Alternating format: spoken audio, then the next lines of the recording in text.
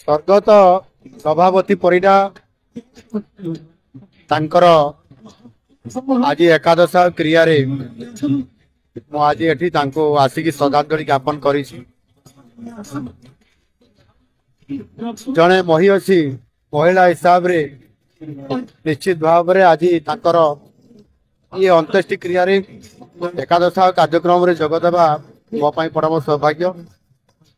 ଆମ ସରକାରର ମୁଖ୍ୟ ଦାୟିତ୍ୱରେ ଥିବା ଉପମୁଖ୍ୟମନ୍ତ୍ରୀ ପ୍ରଭାତୀ ପରିଡ଼ାଙ୍କର ସେ ମା ଆଜି ତାଙ୍କରି ଗର୍ଭରୁ ଜନ୍ମ ହୋଇଥିବା ପ୍ରଭାତୀ ଅପା ଆଜି ଓଡ଼ିଶାର ନେତୃତ୍ୱ ଆଜି ନେଉଛନ୍ତି ମୋ ସହିତ ଆଜି ମୋତେ ସାଙ୍ଗ ଦେଇକି।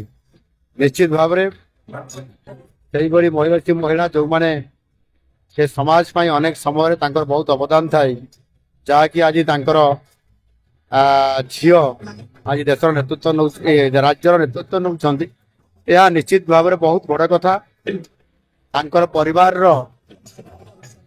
ସୁଖ ବା ଆନନ୍ଦ ଆସୁ, ତାଙ୍କର ଆତ୍ମାର ସଦ୍ଗତି ପ୍ରାପ୍ତ ହଉ, ଏହି କାମନା କରୁଛି।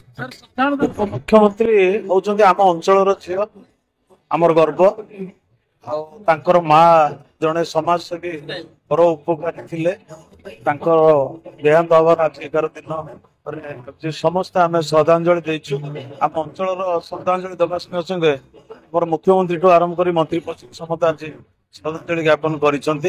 ଯେହେତୁ ଉପମୁଖ୍ୟମନ୍ତ୍ରୀ ଅଛନ୍ତି, ତାପରେ ତାଙ୍କର ମା ସମସ୍ତଙ୍କ ପାଖରେ ପରିଚିତ ଥିଲେ। ଏ ଅଞ୍ଚଳରେ ଜଣେ ପରୋପକାରୀ ଆଉ ସମାଜସେବୀ ଭାବରେ ଥିଲେ। ସେଥିପାଇଁ ତାଙ୍କ ପାଇଁ ଲୋକମାନେ ସ୍ୱ ଇଚ୍ଛାରେ ବି ବହୁତ ଲୋକ ଆସିକିରି ପହଞ୍ଚିଛନ୍ତି। ଏଠାରେ ସମସ୍ତେ ପ୍ରାୟ ଶ୍ରଦ୍ଧାଞ୍ଜଳି ଜ୍ଞାପନ ଦେଇଛନ୍ତି।